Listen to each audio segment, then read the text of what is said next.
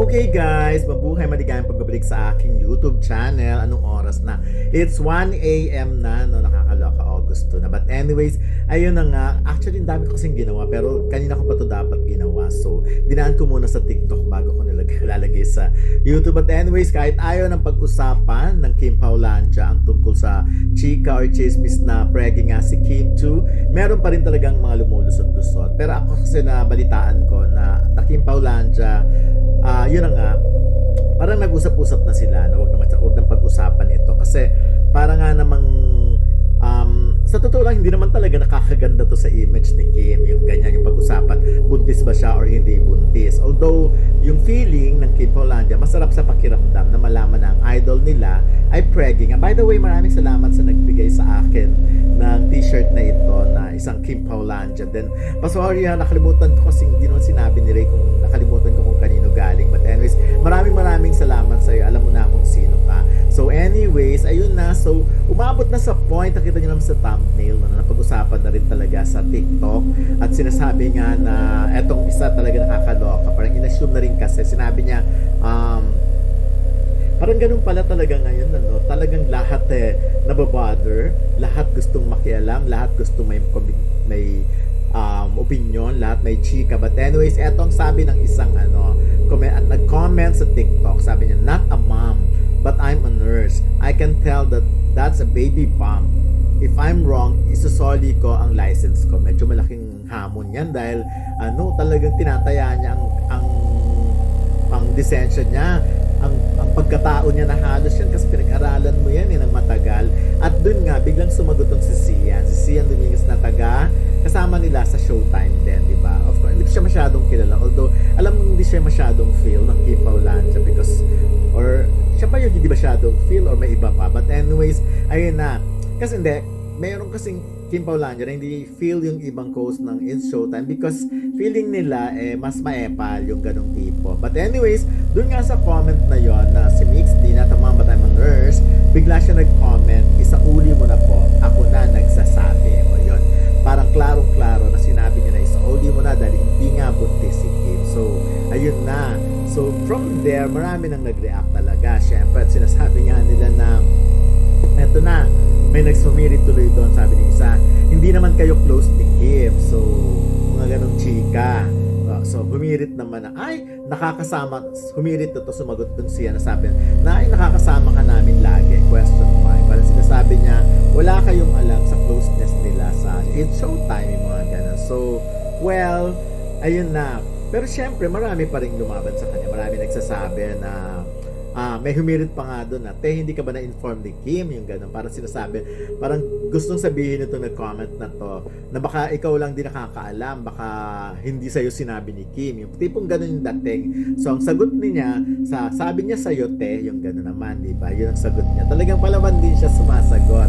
May mga humabol tuloy sa kanya, sabi. Tapos, if nag-reveal na buntis si Kim, ikaw naman aalis sa Showtime.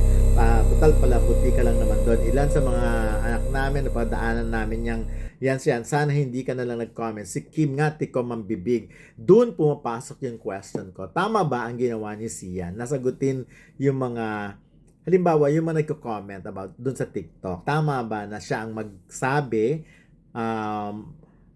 kumbaga basagin yung trip ng mga yon. So, kasi nga, di ba, ang pinakatama naman talaga ay yung si Kim talaga or si Paolo ang magsalita about that, kung buntis ba or hindi buntis. Kasi syempre, sila yung pinag-uusapan. Pero yung mga tao sa paligid nila, parang hindi naman, ako for me not unless super chika kami talaga, best of friends kami. Parang at tinalaw naman ako nung taong yun. Sagutin mo nga yung mga yan, Kumbaga, halimbawa, si Kim parang ayaw niya nang bigyan ayaw niya i-dignify yung mga ganong issue, ayaw ng patulan. So, may ibang kaibigan na pwedeng magsabi or pumatol sa issue na yon. Parang kung ganon ang setup kung ganon ang sitwasyon. Pero kung hindi naman kasi, baka hindi nga naman tama na sa'yo manggaling na Not unless inallow ka talaga. So, kayo, ayun na nga, yun yung tanong ko, tama ba yung ginawa niya? So, mag-comment kayo dito para at least magamit ko to sa show namin ni Ray Pumaloy by Mondays. I mean, in 10 to 11 a.m. sa DWAR 4094 Abante Radyo. Kasi, medyo doon nagtatalo ng tama ba ang ginawa mo, number one, na ikaw ang nagsalita on behalf of ng tao. Yun nga, baka hindi naman daw, kung hindi naman kayo ganun ka-close at hindi ka naman binigyan ng go signal ng kung sino man o ni Kim na magsalita about that, ganun na lang. So, well, pero syempre, kung ikaw naman talaga ay minsan kasi kahit alam mo yung sitwasyon parang hindi pa rin, kailangan pa rin talaga manggaling dun sa tao. So, ayun, mag-comment na lang kayo about that kung tama. Okay, ang daming topic, diba? Unang topic yan. Next topic, yun na, may bago na naman talagang pag-aaksa ng panahon. Ito nga yung Best Global Star ng IMBC, di ba? Ito yung parang medyo mabigat ang laban dito dahil nakikita ko so far mga kalaban ni Kim kasi nga global star na. So, andyan na yung mga sikat from iba't ibang bansa. Yun na yung kalaban. So, pero mukhang mukhang gusto pa ring ipanalo ng Kim Paulanjas kasi nga 'di ba, may mga tira pa silang anong tawag doon, champs, na pwedeng gamitin na pamboto dito sa Idol Champ. Gagamitin nila yon yung mga natira na napanalo nila kay Paolo Avellino noon, may mga tira pa. Ngayon na may papanalo nila kay Kim Chiu. Kaya lang, sabi nga, nung binasa ko, mukhang walang awarding ceremony ito, no? Yung nakita ko lang nga, hindi ko pa sure. Pero merong trophy na premyo, baka ibibigay or articles, din lang yung nakasulat dun sa binabasa ko. So anyways, at least may bagong pagkakaabalahan ng Kim Paulanja. Kung gusto talaga nilang makuha itong title na to na Best Global Star. So why not? At least, di ba, bonggang-bongga rin yon. So, ayun na. Next na naman. Kasi so far, parang number 3 ba si Kim Chiu dun sa botohan na yon na at kaya lang, di ba, unlimited voting at ang dami-dami niyang mga, nakikita ko yung mga kalaban niya, sila Win Metawin, tapos at iba pa yung mga ganyan. So, tingnan lang natin. Next, so may mga nagko-confirm na nga na merong pelikula si Kim Chiu and Paolo Avellino na isasali sa Metro Manila Film Festival. Okay, walang problema doon. Ang sinasabi ko lang, wag masyadong i-announce na pasok na agad sa Metro Manila Film Festival kasi hindi siya totoo. Number one, sa September 30 pa, pagpipilian. Sa September 30 pa, ang huling deadline para sa mga gusto pang humabol na 4 movies or finished product. Yun like sinasabi. So, kung yun ang kung makakapasok siya, bongga yun, di ba? At least may movie talaga na ngayong December 25 sa Metro Manila Film Festival. Ngayon, kung niraratsyada na yun, malalaman natin yan kung raratsyaдаhin. Kasi August, September, may 2 months pa, di ba? 2 months pa na magagawin yung pelikulang yun. So, kayang-kaya yon. So, yun ay kung hindi pagsasabayan yung Copino or may iba pang gagawin si Kim Chiu and Paolo Avellino. At yun na nga, alam niyo, ang daming hula Ang daming hula tungkol kung sino ba talaga ang producer, kung sino ba. Ako sinasabi ko na hindi talaga alam ng Star Cinema ito. Hindi talaga alam ng ABS-CBN, Corporate Communication, itong project na ito. Pero, kasi kung yun ang tatanong, kasi sila naman ang nagsabi na wala talaga sa list ng mga dapat abangan sa Star Cinema. So, hindi Star Cinema.